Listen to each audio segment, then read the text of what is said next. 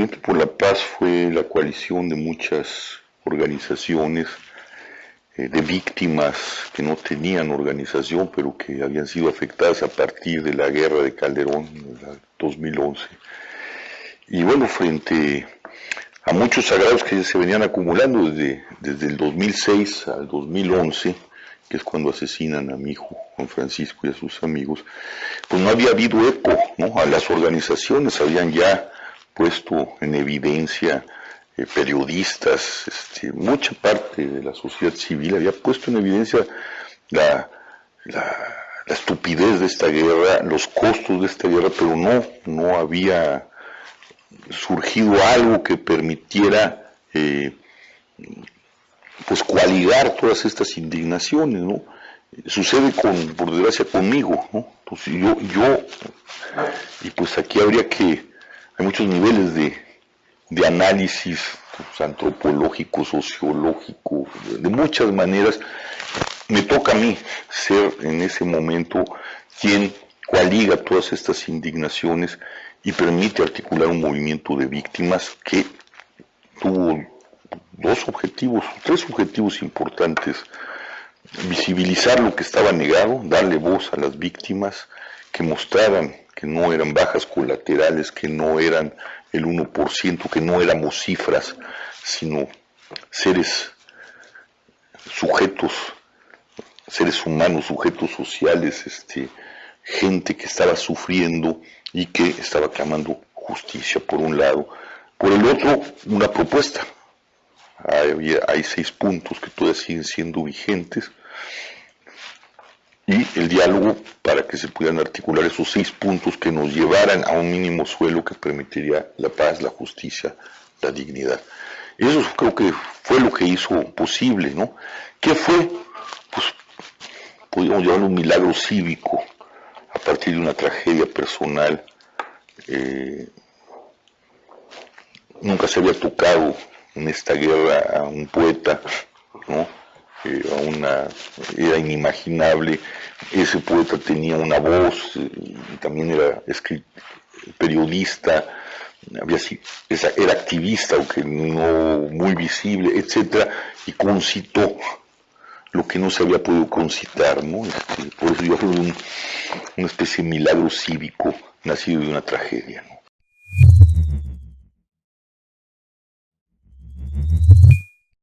Yo siempre lo concebí así. Hay gente en el movimiento como Pietro Amelio, que bueno, lo articulan como movimiento, e incluso hubo debates, lo pueden ver en mi novela El Deshabitado, ¿no? O en el libro El Movimiento por la Paz con Justicia y Dignidad, que también acaba de salir en ERA. Querían incluso ser un movimiento de movimientos, ¿no? Es decir, a partir de los recorridos por toda la República, incluso con los Estados Unidos, sobre todo la idea cuando fuimos hacia el sur, donde las organizaciones son más fuertes, pues hubo la propuesta de hacer un movimiento de movimientos. Yo nunca lo entendí así porque no había condiciones. Fue un movimiento que surgió pues sin planeación, que como digo, se fue haciendo como se escribe un poema, con la pura intuición. Funcionó esa intuición, convergimos muchos temperamentos y muchas inteligencias que embonamos muy bien, amigos, la mayoría entre nosotros que habíamos ya participado en otras luchas, pero que no había condiciones para hacer un movimiento de movimientos. Como yo les decía, si los zapatistas, que son un movimiento realmente pensado y trabajado, no pudieron articular el movimiento de movimientos, mucho menos nosotros. Pero bueno, yo por eso en ese sentido hablé de una coalición, y como todas las coaliciones, pues se van abandonando o van dejando cuando se llegan a ciertos logros o cuando hay decepciones, etcétera, etcétera, ¿no? Pero bueno, los movimientos son así, tampoco son eternos, ¿no? Y yo también me negué a institucionalizar el movimiento, porque creo que algo que nace del amor, porque nació del amor, por nuestros hijos, por el país, por muchas cosas, pues se vuelve dependiente de necesidades económicas y de necesidades que terminan por pudrir las cosas, y los movimientos hacen lo que tienen que hacer y acumulan una sabiduría y un saber que retomarán otros movimientos.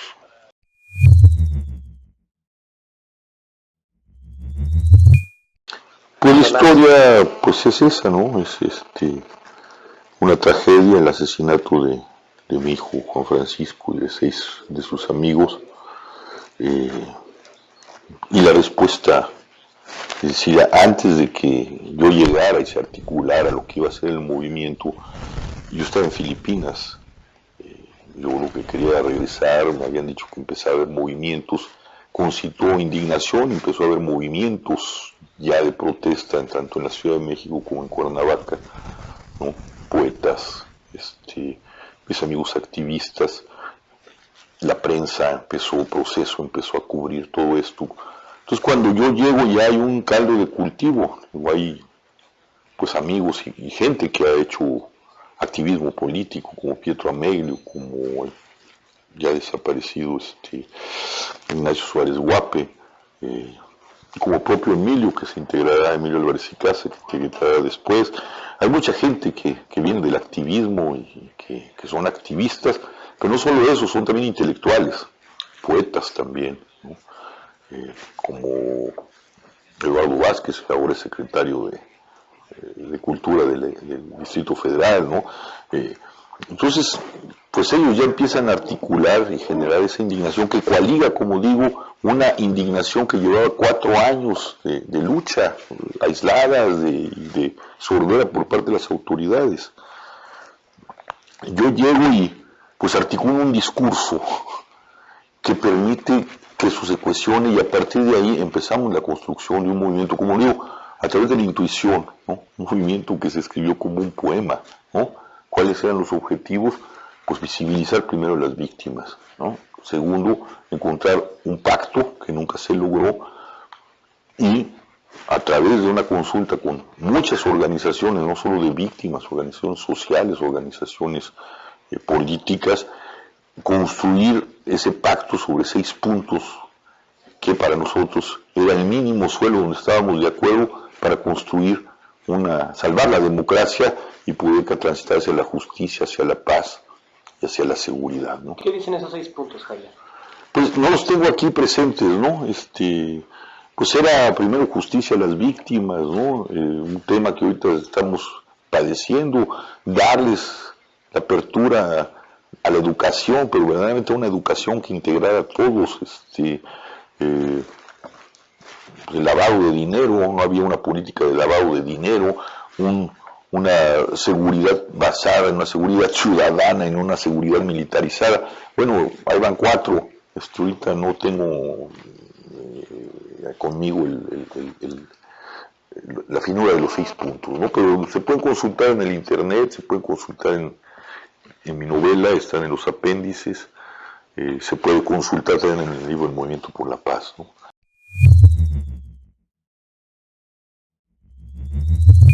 Pues fueron de todos, fue muy inquietante porque fue un movimiento que concitó tanto a lo que le llaman la derecha y a la izquierda, ¿no? Pues estaba desde la señora Wallace, estaba Alejandro Martí, o sea, la burguesía, pero estaba los grupos más radicales de la universidad, de la UNAM, otros grupos de izquierda dura, estaban los zapatistas, estaba el Comité del 68, estaban los pueblos, estaba Atenco. Bueno, yo como siempre lo dije, es como el arca de Noé, aquí vamos todas las especies, ¿no? Porque el agravio no es a la izquierda, no era a la derecha, es un agravio a la nación. No, aquí todos éramos afectados, desde el campesino hasta un poeta, ¿no?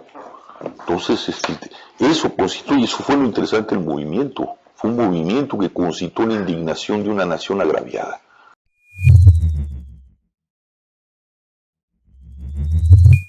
Pues el crimen organizado y el Estado, no hay nada más. Ellos han creado este problema, ellos han agraviado a la nación, ellos nos tienen en estado de indefensión. Ahora resulta que ellos también hacen fosas comunes, ¿no? Tetelcingo vino a demostrar que las fiscalías entierran igual que entierran los Zetas y desaparecen cuerpos igual que desaparecen cuerpos los cárteles. ¿Quién le enseñó a quién? Y cuando un gobernador como Graco Ramírez cuando le pones en evidencia esta atrocidad, dices una práctica común de las fiscalías.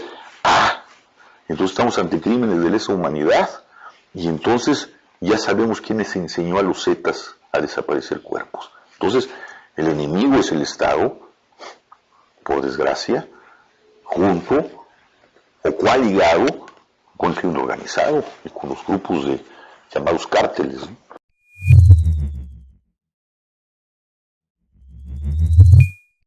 Pues mira, uno de para mí un punto de referencia de los movimientos pasados, pues y el más cercano es para mí el zapatismo, ¿no? De hecho, el movimiento no solo debe a las víctimas individuales, volvió a tomar la agenda de los pueblos, ¿no? Estuvo Cherán, estuvo Ostula, estuvieron los zapatistas, ¿no? O sea, y en los diálogos también ellos tuvieron palabra, ¿no? ¿Quién se enseñó? Creo que ha habido dos grandes para mí movimientos de los últimos 30 años, se llama el zapatismo y el movimiento por la paz con justicia y dignidad. Hay otros allí, pero realmente movimientos que simbraron la conciencia nacional fueron esos dos. Y los dos movimientos, su fuerza es la palabra, ¿no? Fueron movimientos, aunque les disguste a mis colegas poetas, movimientos dirigidos o vehiculizados por la palabra poética. Y digo que les va a molestar porque Marcos es un poeta, aunque no les moleste, ¿no? Y eso es lo que hizo posible, y eso es lo que nosotros aprendimos. Bueno, me tocó a mí como poeta, y yo entendí esa herencia zapatista. Y lo que hace la poesía es delocalizar la univocidad del discurso político. Y eso es lo que hicieron los dos movimientos.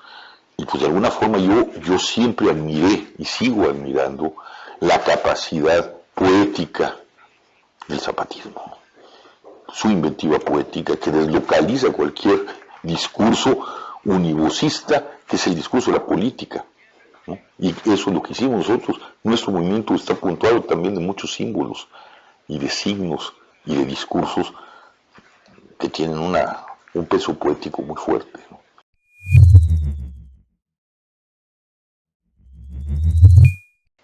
Pues ya se organizó a la luz de esa indignación y de pues sentarse a conversar, ¿no? ¿Qué hacemos? ¿No? El objetivo es visibilizar a las víctimas y encontrar una ruta para la paz y la justicia. ¿Cómo lo hacemos? Y ahí entraron pues muchos saberes, ¿no? Y bueno, pues yo decía, fue muy extraño porque había como casi un estar de acuerdo, no discutimos mucho, ¿no? Caminamos hasta la Ciudad de México, caminamos. Todos se pusieron a trabajar en eso. Vamos al diálogo, sí, no estamos de acuerdo, tenemos que ir al diálogo. Sí, un equipo trabajando por el diálogo. Vamos a tal lado, vamos. No sé si yo creo que sigo diciendo que es una especie de milagro, como si todo lo que habíamos caminado, sobre todo la dirigencia del movimiento, porque muchos éramos amigos, seguimos siendo amigos, el trabajo que hicimos a lo largo de los años, en ese momento hubiera embonado para no tener discusiones, tener muy claros los objetivos y trabajar sobre las estrategias, pero casi como se escribe un poema, de una manera muy fluida, ¿no? Ya estaba la intuición, había que articularla nada más, ¿no? Es lo que yo puedo decir. Yo tampoco estuve en las zonas duras de la discusión, ¿no? A eso les tocó a otros, a mí me tocaba la dirigencia y estar con la prensa, ¿no? Y pues aventar ideas, ¿no? Que después discutían y articulaban. Pero yo no soy el adecuado para decir si hubo la complejidad de cómo ponerse de acuerdo en las bases, ¿no? Para mí la dirigencia estaba de acuerdo, ¿no? Después pues, el trabajo con las bases ese ya no me tocó a mí, ¿no?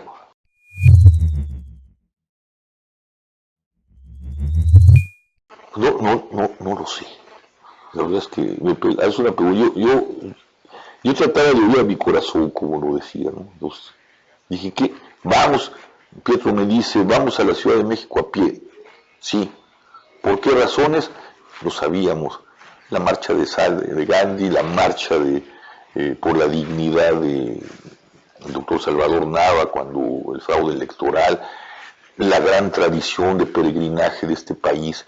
No necesitábamos discutir, eso lo habíamos mamado juntos y lo discutimos en otras épocas. Entonces me dijo, vamos a la Ciudad de México a pie, vamos,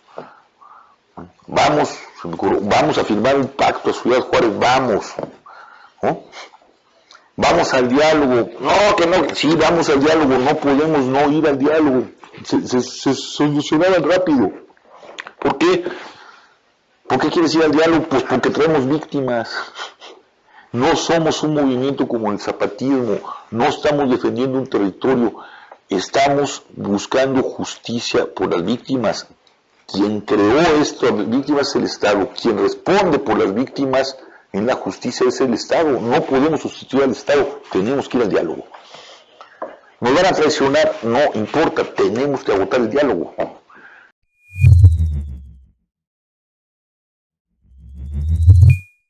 Sí, había comisiones, ¿no?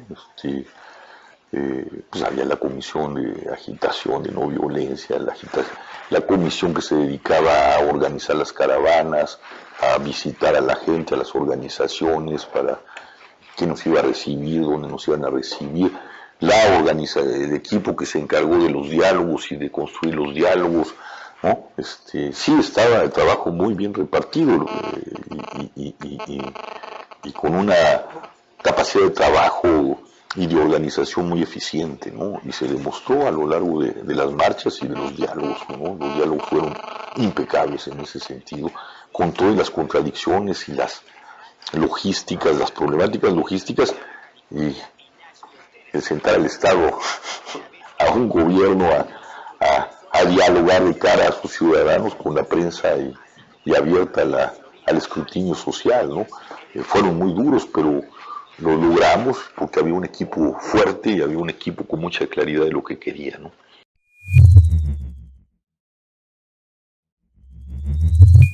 Hijo, no, yo no quisiera, no es mi tema. O sea, yo llevaba el liderazgo, la organización no la hice yo, ¿no? Habría que preguntarle a Pietro y sobre todo a Emilio Álvarez y Casa, ¿no? Yo decía esto y se ponían a trabajar porque empatábamos, ¿no? Y a mí me tocaba pues crear el discurso político, eso de eso sí puedo hablar, junto con Tomás Calvillo.